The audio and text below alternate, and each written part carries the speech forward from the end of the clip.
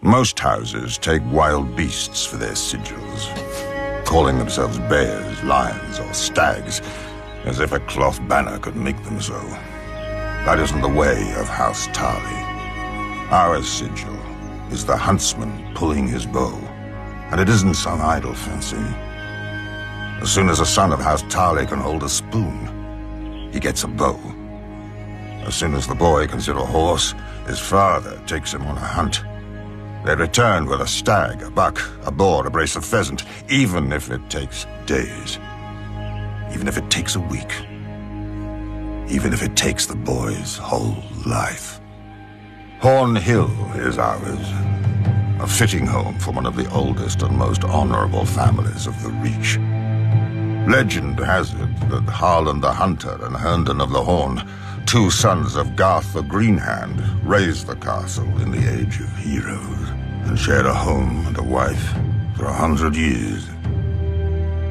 Most of the great houses spout such nonsense about their origins. At least my family doesn't claim some long-lost ancient crown like the rest of them. House Tarly breeds soldiers, not kings. When House Gardner ruled the Reach, we served them well and loyally. When House Gardner died, and Aegon gave the Reach to their stewards, the Tyrells, we served them well and loyally. We know our place, even if the Tyrell women don't.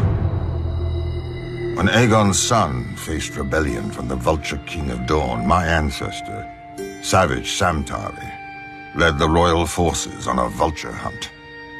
Heartsbane, our ancestral Valyrian sword and the pride of our house, soon ran red from point to hilt with rebel blood. When Robert Baratheon rebelled against Aerys, I led the Tyrell van and handed him his only defeat in the war at Ashford.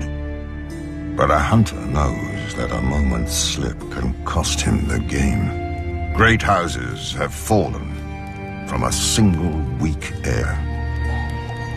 Samwell looked like a son when he was born, but he grew up plump and soft as a daughter. I'd catch him in the kitchen shoving cakes into his ever-growing mouth, or reading in the garden when he was supposed to be training. I brought masters at arms from all over Westeros to make a man of him. He slept in chainmail, bathed in bull's blood, was dressed in his mother's clothes and paraded through the castle to shame him into valor. He only grew fatter and more craven. I despaired of the future of our house until my wife gave me another boy, Dickon, a real son and worthy heir. Or he would have been, if Sam wasn't squatting in his way. One morning I had Sam brought into the woods outside the castle. I told him he'd given me no cause to disown him, but Heartsbane should go to a man strong enough to wield her. And Sam wasn't worthy to touch her hilt. Either he would take the black and renounce all claim to his brother's sword and title, or I would hunt him down like the pig he was. Of course, faced with danger and exertion, he chose the coward's path and waddled north to the wall. Some may call me cruel for what I did, but I don't care. I am responsible for House Tarly, as my father was before me and his father before him. If the hunter returns with empty hands, his family starves. If the warrior carries an empty scabbard, his home burns. House Tarly has stood for thousands of years.